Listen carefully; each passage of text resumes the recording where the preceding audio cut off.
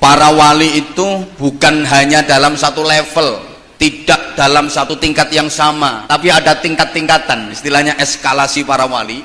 Eskalasi atau tingkat-tingkatan para wali itu diukur fi wara'ihi, zuhdihi, wa taqarrubihi ilallah. Wirainya, zuhudnya, dan taqarrubnya kepada Allah Subhanahu wa ta'ala. Tingkatan yang tertinggi disebut waliyul aqtab, wali kutub. Wali kutub itu wali tingkatan tertinggi. Sak donya dalam satu zaman hanya satu. Selama wali kutub ini masih hidup, Allah tidak akan mengangkat wali kutub yang lain. Setelah wali kutub itu wafat, Allah mengangkat wali kutub lagi.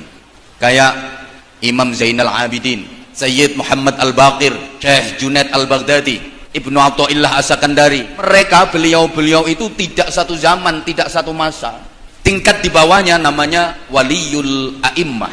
Kalau waliyul a'immah itu sak donya dalam satu masa jumlahnya selalu dua. Wafat satu, Allah segera mengangkat satu lagi, waliyul a'immah. Di bawahnya lagi ada waliyul autad. Waliyul autad itu dalam satu masa sak donya jumlahnya selalu 4. Kemudian di bawahnya ada waliyun nuqaba, jumlahnya selalu 7 dalam satu masa, sak donya jumlahnya 7. Di bawahnya lagi ada namanya waliyun nujaba, itu jumlahnya selalu 12. Di bawah itu ada waliyul abdal yang jumlahnya selalu 40. Kalau para wali itu ukurannya dari wirai, zuhudnya, dan taqarrubnya kepada Allah, sedangkan tabaqatul ulama, eskalasi para ulama itu tidak diukur fi wara'ihi wa zuhdi wa taqarrubi ilallah, tapi diukur fi mautihi. Eskalasi para ulama itu diukur dari kematiannya.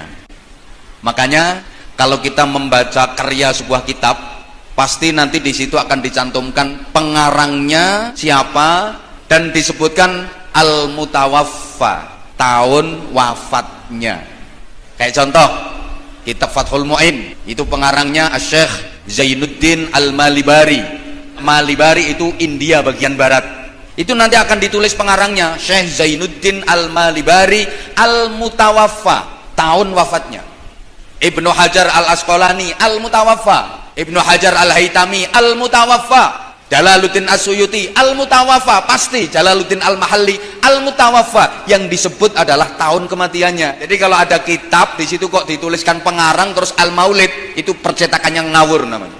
Karena eskalasi para ulama itu memang diukur dari kematiannya. Mana ulama yang wafat lebih dulu itu dianggap lebih maju, lebih utama, dan lebih keren. Sering saya sampaikan di mana-mana sebagai gambaran. Ada dua tokoh besar ulama yang dua-duanya ini keluar dari pakem.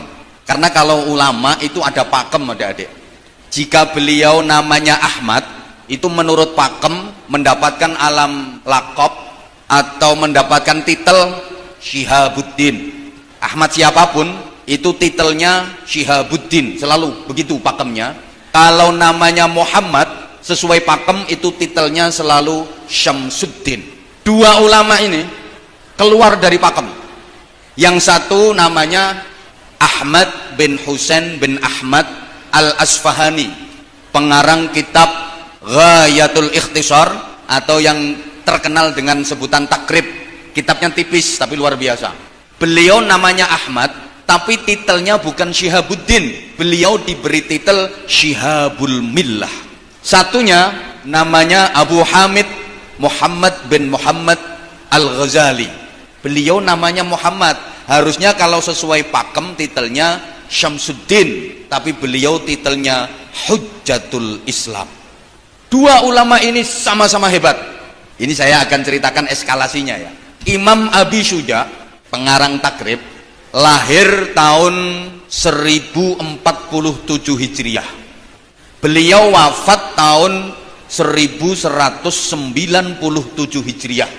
Jadi usianya 150 tahun. Panjang banget usianya. Sementara Imam Ghazali lahir di tahun 1060 Hijriah, wafatnya pada tahun 1111 Hijriah dalam usia 51 tahun. Dua ulama ini menangi dalam satu zaman. Imam Abi Syuja lahir duluan tapi wafatnya belakangan karena usia beliau sampai 150 tahun. Imam Ghazali lahir belakangan, wafatnya duluan, usianya cuma 51 tahun. Setelah Imam Ghazali wafat, Imam Abu Syuja itu masih hidup 86 tahun. Para ulama ketika menentukan ayyuhuma aqdam baina Abi Syuja wal Ghazali, mana yang lebih utama, mana yang lebih keren antara Imam Abi Syuja dan Imam Ghazali, para ulama menyatakan Ghazali aqdam, Imam Ghazali yang lebih keren. Kenapa? Karena mati lebih dulu. Dua-duanya sama-sama hebat. Kalau dari sisi karya keilmuan, Imam Ghazali menang. Kitab karya Imam Ghazali itu luar biasa, sampai nggak ada ulama yang bisa menandingi Imam Ghazali ketika meringkes kitab karangannya Imam Haromen. Imam Haromen itu punya kitab yang misalnya ditumpuk itu dari sini sampai tembus plafon situ, saking tebelnya kitabnya. Itu diringkes sama Imam Ghazali jadi 3 kitab, Al-Wajiz, Al-Wasid, dan Al-Basid. Tapi kalau dari segi riyadhah, menang Imam Abu Syuja. Dari tingkat riyadhahnya Imam Abu Syuja lebih hebat.